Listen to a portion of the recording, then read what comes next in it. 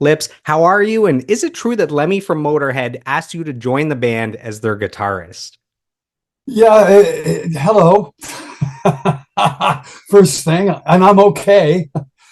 Yes, Lemmy asked me to join Motorhead, which I couldn't do because I was in the midst of getting ready to record my third album, Forged in Fire. So it would have meant that I was abandoning all the work that I had done and go join another band. It just didn't seem like the right thing to do. I don't know if it would have been a permanent thing anyway. I think it was short term. I think what happened was that Eddie Clark went home from the North American tour at that particular time, and they immediately, because they just saw me the night before or the same night that he quit. I think that it was right on their mind. Why don't we just ask Lips? I would have done it, but I'm like I said, it's like I was already going into the studio and recording and stuff. So it's like I couldn't abandon it. It just it contractually and spiritually, I'm not leaving myself behind, because in a certain sense I'm leaving myself. It's all my stuff. Anvil's me. I can't, if I leave it behind, now I'm in Motorhead. I'm no longer Anvil, right? So it was giving up my own identity that I'm already going to my third album. It just didn't seem like the right thing to do at the time, or even plausible or feasible. So it didn't happen, which angered Lemmy. He was really upset with me, and he's the type of person that says it like it is, you know. And in person, we happened to be we were at a festival. Actually, I think it was actually at the Donington Festival. He just happened to be there.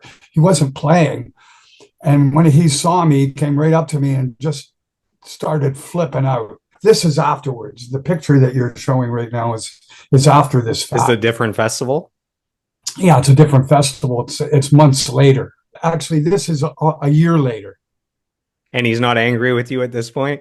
No, at this point in this picture, he already had hired Brian Robertson from Thin Lizzy, and had already recorded the album. And what he had done is where you're seeing standing there, it was like a little container. They call them containers. It's basically, it's like a square box made out of metal with a couple windows in it, and that's band's change room. And I was just happened to be walking by, and Lemmy grabbed me and pulled me in there, and I guess they took a picture of that moment. But right there, he's going, you gotta listen to this right now. And I go, what is it? It's my new album. It's got a lot of melody. I want you to hear it. And he sticks the Walkman that he had at the time, puts it on, and I'm listening to it, and I was, wow. And I was at the same time extraordinarily relieved that he still has, some kind of regard for me. You know what I mean? Because the last time I saw him at the Donington Festival, he goes, "What kind of asshole are you? Why didn't you join the band?" He goes, "You know what it would have done for your own career." And I go, "Well, I couldn't do it." He goes, "Fuck you." And he walked away. And then the next time I saw him was here. So it's like, okay, that certainly was a big relief. And we remained friends for our entire lives, really. It's just one of those kind of things. We hit it off. There's there's lots of stories, obviously, and a history there, and that's what it is, man. Musicians are friends. So there's a temptation to join a band that's successful like Motorhead, but then there's also you that has a dream and has a vision for what Anvil can be. And man, it's better to pursue that actual dream and that vision than just be a Well, you part have to of something realize that else. that this was just after what their second or third album, so they weren't they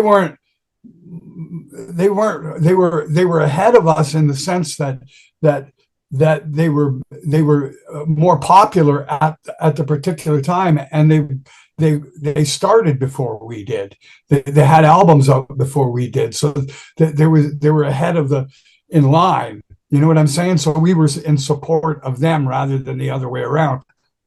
I'm just beginning my career. I'm going in to record my third album. Why am I quitting my band? I mean, that's pretty early on to make a decision that I'm bailing on on everything that I'm trying to be.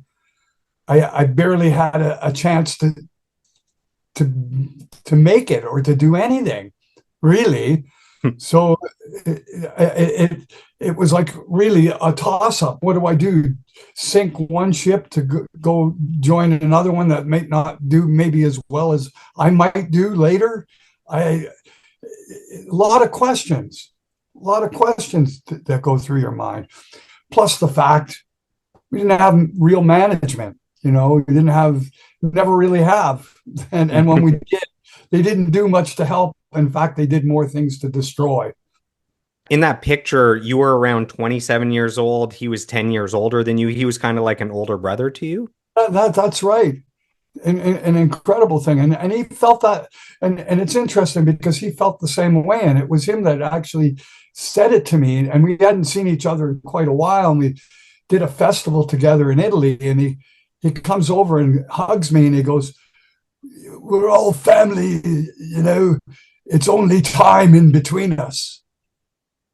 You know, which is a pretty, you know, estranged family, but nonetheless family. And, you know, these were the things that he said to me. And it's like, it's very heartwarming.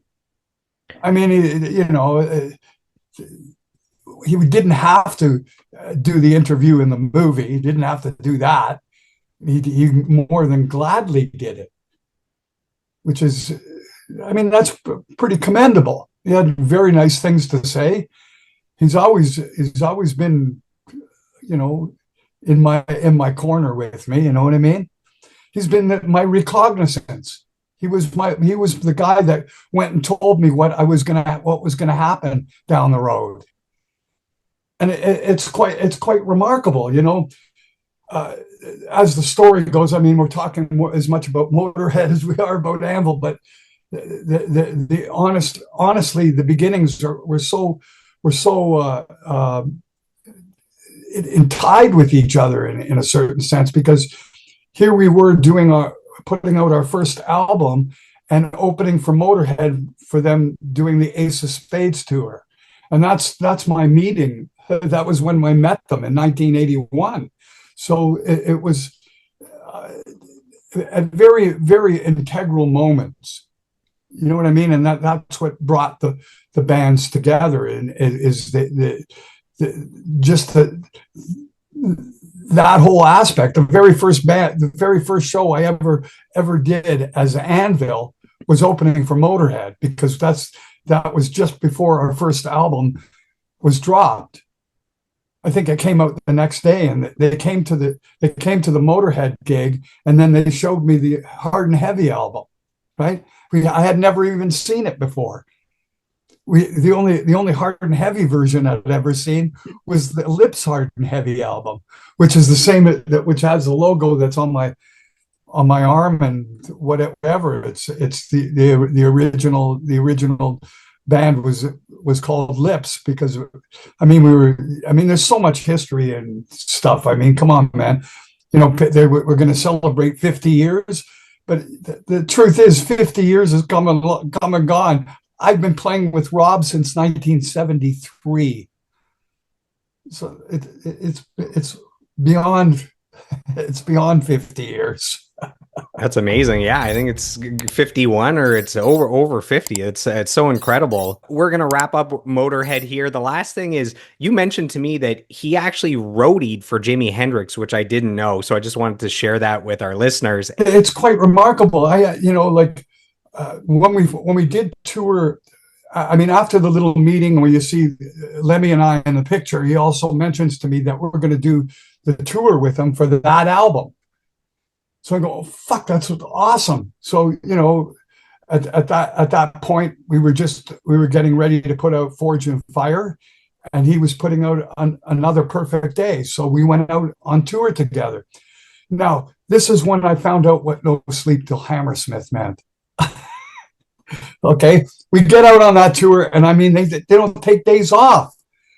I mean, I'm fucking, I was exhausted. Like you get exhausted. And we weren't in a tour bus, right? They had a tour bus. They had the luxury way, right? And we were in a little van and driving from place to place and getting sleep where we can. There's no You know, recovery days for the vocals? no, his recovery for vocals was doing a line of speed. I mean, don't ask me, man. I'm just telling you. I'm telling you what I witnessed at the time. Okay, so we finally get a day off, and I'm thinking, fuck, man, I'm going to go party with Lemmy. So in the when we were all getting our rooms and stuff for that particular night, he told me come up to my room after you settle in, and we'll have a little chat. So I come up to his room, and he's sitting there with a 40-ounce bottle of vodka and a 60-ounce bottle of orange juice, and he starts mixing drinks. He goes, "This is called vodka," right? So I start drinking, and I don't drink, man. Honestly, I still don't. Never really have. So it hit me pretty quick. I might have drank by 6 ounces, which was I was pissed. I wasted. And Lemmy's going, "Look at you under the table." And it's like, so I'm going, "Yeah, man," and I'm fucking exhausted, man. I'm glad we got a night off. You know what I mean? I'm really, really grateful. He goes, "Okay, well, I got just a solution for you." And he pulls this little black pouch out of his jean jacket, takes a knife, sticks it into the pouch, puts it under my nose, and goes, "Sniff it, you cunt." So, I mean, it's not like I'm going to go run away. I've already been drinking, so which completely loosened me up. Yeah, sure. Yeah, why not? You know what I mean? And whack, I'm straight as an arrow, right? And the conversations went for hours. It just everything, dude. I mean, you can't imagine his whole life history, man, of whatever he like all the things he'd been through. But and then, of course, one of the most remarkable things was him telling me that he was Jimi Hendrix roadie, and moreover, he was Jimi Hendrix guinea pig. So what he would do, Jimmy would send Lemmy out to go get LSD. So Lemmy would go get the LSD, and then, of course, Jimmy wanted it tested so that he would know how many hits he should take, And right? also that it's safe, probably. And then that you don't go on a bummer trip because you're buying from people you don't know, and it Lemmy seemed to know whoever and whatever, so he went out and got it for him. So, like Lemmy said, he'd do one hit, and he'd report to Jimmy, and Jimmy would do five. Man, the lore of hard rock and heavy metal is crazy. Yeah, I mean, it's just like, and you're hearing this from somebody who lived this, and you go, what? Yeah, it's quite remarkable, really, and how small the world really is.